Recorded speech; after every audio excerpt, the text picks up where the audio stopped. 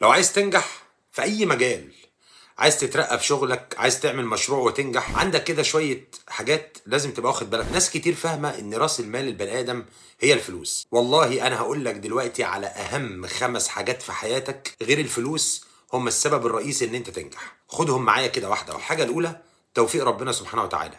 يستحيل بني ادم ينجح في حاجة ربنا مش مبارك فيها ومش عايزها تنجح. كل المطلوب منك في الموضوع ده هي قناعتك بس ان ربنا سبحانه وتعالى موجود معاك وهيوفقك. مش عايز منك اكتر من كده. النجاح بفضله هو وننسبه ليه هو، واحنا مجرد اسباب بنعمل اللي علينا. النقطة التانية بقى ودي مهمة جدا جدا، المجهود ثم المجهود ثم المجهود. ناس كتير فاكرة ان النجاح شطارة، لا النجاح مش شطارة، النجاح مجهود. خليك انت بنص عقل كده ونص دماغ، بس عندك مجهود كبير هتنجح وهتنجح كويس جدا كمان. ربنا سبحانه وتعالى برضه ما بيضيعش تعب حد ابدا. فانت الحاجه اللي هتدخل فيها وعايز تنجح فيها ابذل فيها مجهود كبير، اعمل كل اللي عليك، واسهر الليالي، ومعلش ضحي بشويه حاجات. يجي بقى بعديها الشطاره والسيلف ديفلوبمنت اللي انت بتعمله لنفسك، تطويرك لنفسك علشان تقدر تواكب العصر اللي احنا شغالين فيه. كل ده حاجات جميله جدا جدا، بس جت بعد توفيق ربنا وجت بعد المجهود الكبير اللي انت هتبذله. تيجي بعدها الشطاره. الرابعه العلاقات. العلاقات هي مفتاح السحر اللي بيفك اي قفل مقفول في الدنيا. اوعى تخسر علاقاتك ايا كان. البني ادم اللي ما بتحتاجش وشه بتحتاج قفاه. فخلي علاقاتك حلوه بكل الناس، لان ممكن اي واحد فيهم يبقى سبب في يوم من الايام لنجاح المشروع بتاعك ده. فحسن علاقاتك وما تعملش عداوات مع اي حد خالص. النقطه الخامسه الوقت.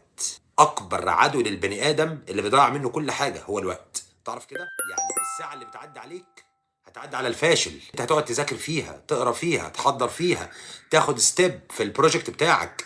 الوقت ثم الوقت ثم الوقت. واحد من اهم رؤوس الاموال، خصوصا بقى في الزمن اللي احنا فيه ده. الوقت الدنيا بقت كراودد والناس مش لاقيه وقت تعمل حاجه. فشوف ازاي هتقسم وقتك ويبقى عندك وقت كده علشان تعرف تستغله صح، تعمل فيه حاجات مفيده تناسب البروجكت بتاعك. واوعى تستهتر بعامل الوقت ده. شوف اليوم بيعدي عليك انت بتعمل ايه، وشوف اليوم بيعدي على الناس الناجحه بيعملوا ايه.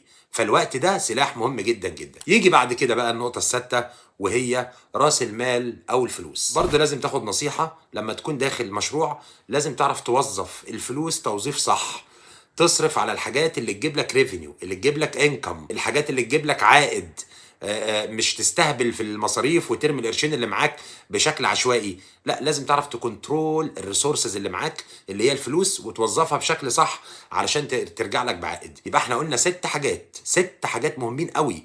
توفيق ربنا سبحانه وتعالى، مجهودك ثم مجهودك ثم مجهودك، شطارتك وتنميتك لنفسك وتطويرك لنفسك علشان تقدر تواكب العصر وتنجح. الوقت سلاح مهم جدا جدا. العلاقات سلاح مهم جدا.